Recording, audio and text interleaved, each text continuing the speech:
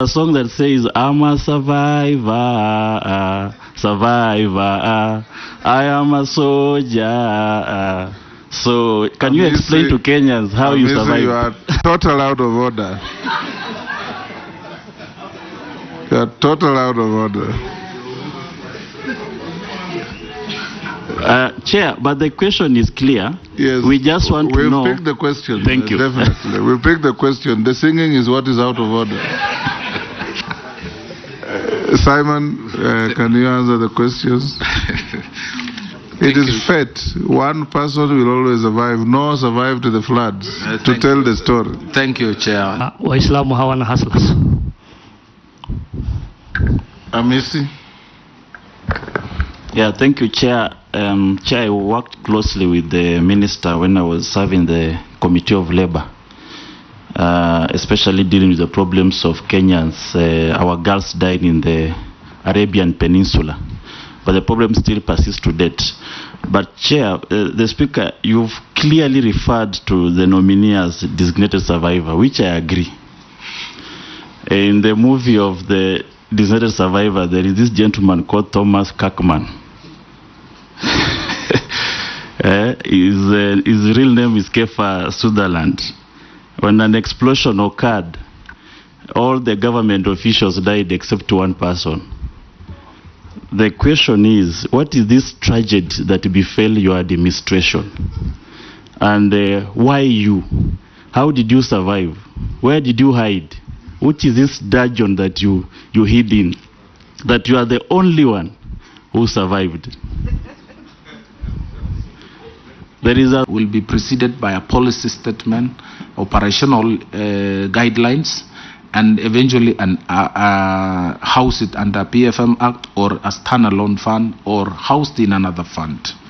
Thereafter, we will register hustlers. They will volunteer the information. There will be a form that they will fill. A boda fellow, mama mboga lady, or any Kenyan who feels he would require these funds will apply on his phone, and we will have registration officers in the first maybe 3-4 months.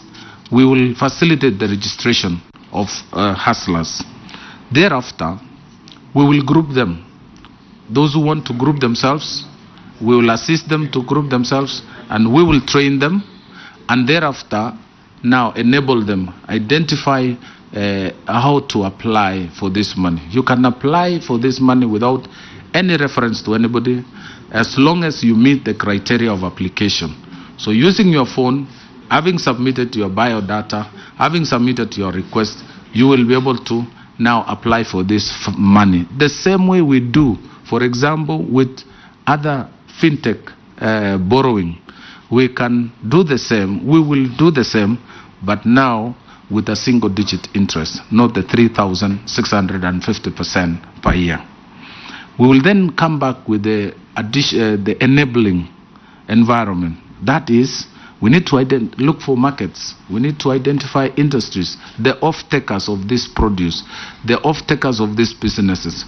We will, through training, we will be able to assist them in feasibility studies. We'll have officers supporting these hustlers to get to do their business. But remember, these hustlers are already in business. Some of them are already trading. What they miss and lack is access to affordable credit. They are already involved they're waking up, they're in Marikiti by 4 a.m. in the morning.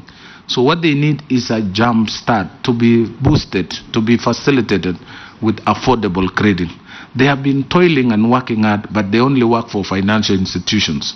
We now want to bring down the borrowing cost, access, and also support them beyond the borrowing and trading. On the matter of, the question of gender mainstreaming, Chair, we are working with all the gender institutions, gender commissions, and all the Kenya Kwanza focus is to support the vulnerable members of our society, to support women. And in this program, the NEWSLIFE Fund, we already know that the biggest beneficiary will be women, because these are the people who are involved more than any other gender in small, medium trading. So there will be no discrimination. The whole intention, women don't have titles, they don't have securities, and they have been depending on their families to support them. This fund will eliminate the issue of securities and replace it with credit score. Any woman who borrows through this fund will grow and graduate, because we will not be focusing on securitization, we will be focusing on ability to pay and credit score.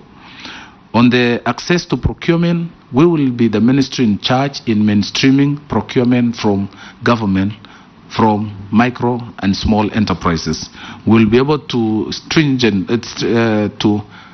improve and increase the penetration of government and county governments by small and micro. We are working on a proposal to come up with development centers to mentor, to assist the small and micro. We will be working out, once we roll the fund, as the next focus to have these centers, so that business people, the small and micro, can have a place for consultancy. On the question by Honorable Shuria, the fund has also factored in the faith, the Islamic faith, our brothers from almost 10 counties and across the country. And we understand that Islam doesn't accept interest, riba, as a component in borrowing.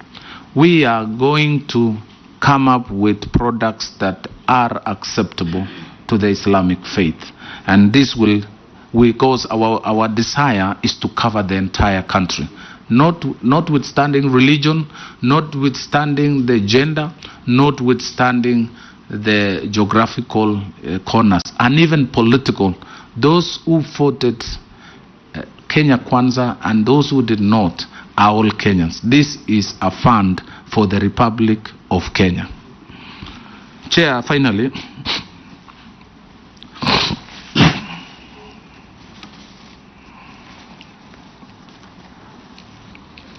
on the issue of the girls in the Middle East, is a matter that has dodged several ministers in the Ministry of Labor and Social Protection. First, I will begin by saying migration is an important contributor to the country of origin, destination, and also it supports families from the source country. It creates employment, addresses social challenges at the home country, but also transfers services to the destination country. We have had benefits from migrant workers who have been our ambassadors of our country. However, we've also had challenges from some destinations. When I took office in the Ministry of Labor, we had challenges with about 7 countries. Now we've reduced it to 1 destination. We've signed bilateral labor agreements with these countries. We've renegotiated engagements. We've looked at the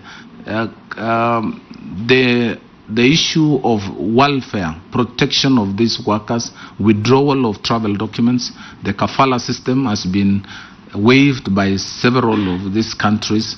Now we are left with 1 country. However, even the country that we are having still challenges, we have had engagements, and I can see improvement. I've seen support from this house. This budget, this year, we got 70 million shillings to build a safe home, so that Kenyans who are in distress can have a place to stay as they wait to come back home. The embassies have been strengthened. We have deployed labor officers to assist the ambassadors in handling some of the distress cases. Parliament has visited, Senate has visited, and the ministry officials have also visited. We've improved